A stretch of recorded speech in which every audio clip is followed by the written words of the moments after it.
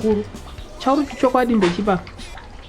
Ndikungotara kuti unza zvimwe zvinhu aiwa saka iwe urundudza kuti uri kupindirana nezvanga achitaura here.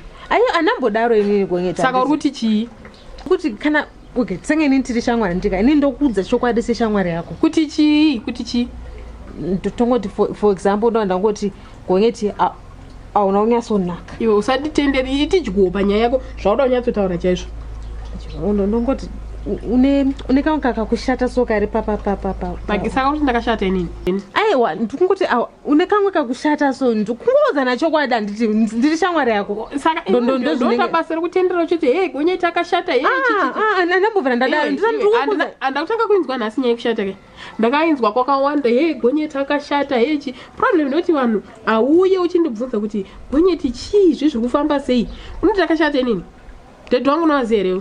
Ndakaona kawanda. Mama wangu nowaziya. Mwere. Ini ndinozoshata sei kana vabereki vangu nevaningi vangu nanzvadzi dzangu akanaka. Ndinozoshata. Andizivi zvendozvandoza andizivi. Ndozvaunenge uchifamba uchitaura kuti hey Gonyeta akashata. Aiwa ndambovera ndadaro ndakukudza iwe kuti ndinotanga kuzvinzwa nhasi ndakazvinzwa kwakawanda Gonyeta akashata ye chichichichi mutabasa rekuseka urwere ka urwere ndakarwara kani maki haukurwara ndakarwara zvisingaite madhesert kagadza uyu mufundisi munyowani ndakarwara zvisingaite kumuka fesi yese kundingurikina ikuku zvichi zvachinga kuchinga kwefesi kudai chimwe chipi chinoti munhu anomunhu akashata ndakarwa nenhuta ka Nhuta aizve ndakarwa nenhuta ndoipi ende nhuta yacho ka iri kurova zvakasiyana siyana kuvaimbi iri kurova kumabhengi chaimo mari iri kurova nhuta kwozoti kuvanhu vamwe vari kumuka vakashata sezvanandakaita vamwe vari kumuka vakangotsvuka vamwe vanomuka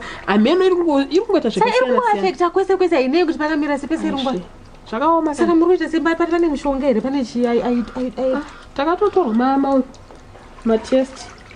matest atiendesa kumalaboratory ekunhiri South Africa kuti wamboona kuti chii chaizvo wandivhunzudza apa maenda kutotya manje ndodzoti yakajambira pamurume wangu inosadzano here atiziveka yoenda pamurume wangu shwandi zvare wana wakakanyika kunge nini musa motombomira kana uri kuzva limbomira kuzvara kana zviri hama wani ozondiningirira kandidai ozondiudza kana mari dzacho chabuda wandivhunzudza nhuta yandityisa zvakaoma kana hai kuyo chii nemagi kudai chi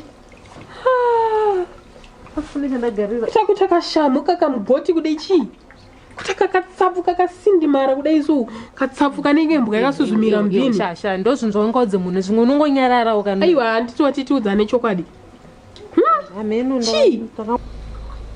handizivi ndakangotanga kumuka zvakango ndakangoluza weti ndirambe ikuramba ichingoluzika inhuta akaruti hauziye chiko inhuta akakurova vachikuone nhuta here pandiri panapa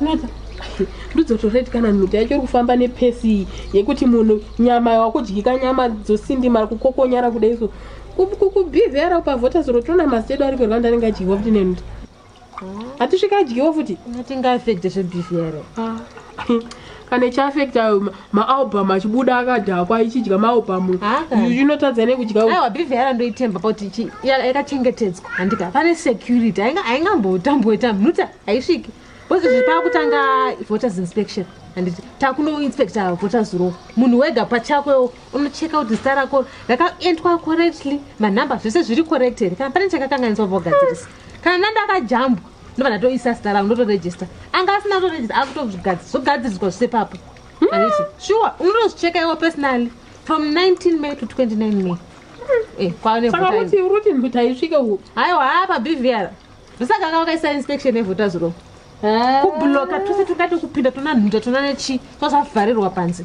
iwe yangu nhuta iri klasi ndiri kutendera wakanzwa nani aritaure wakanzwa